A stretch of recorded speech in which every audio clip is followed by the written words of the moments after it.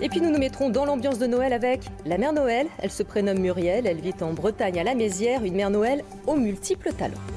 Avec ce confinement, rassurons les enfants, oui, le Père Noël va passer cette année. D'ailleurs, le Père Noël peut compter sur son assistante bretonne, Muriel.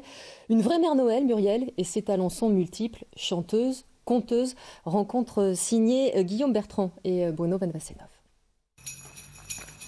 Ce matin, nous avons un rendez-vous un peu particulier, dans ce lieu tenu secret, connu seulement du Père Noël,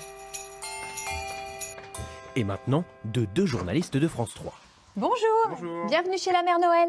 Rentrez, il fait froid. Merci. De janvier à décembre, ce ne sont pas 1, pas 2, pas 3, mais bien 200 Pères Noël qui ornent cette demeure. Je suis passionnée pour le personnage dès l'âge de 4 ans et je me suis mise à collectionner très très tôt. Une pièce bien particulière que j'aime beaucoup, c'est celle-ci. Le Père et la mère Noël en train de chanter et je me suis toujours identifiée à ce personnage. Et quand on cherche à savoir pourquoi, Je suis née un 24 décembre. Ceci explique peut-être cela, je ne suis pas sûre. ça laisse peu de doute quand même. Certaines de ces pièces ont plus de 100 ans et témoignent de l'existence du Père Noël dans la culture populaire depuis des siècles. Père Noël a des ancêtres extrêmement lointains dès l'Antiquité.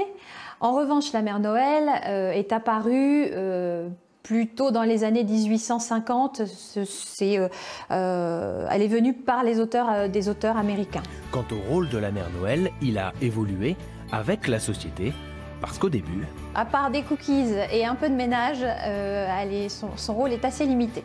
Aujourd'hui, dans les publicités qu'on peut voir, on voit une mère Noël nettement plus active auprès de son mari.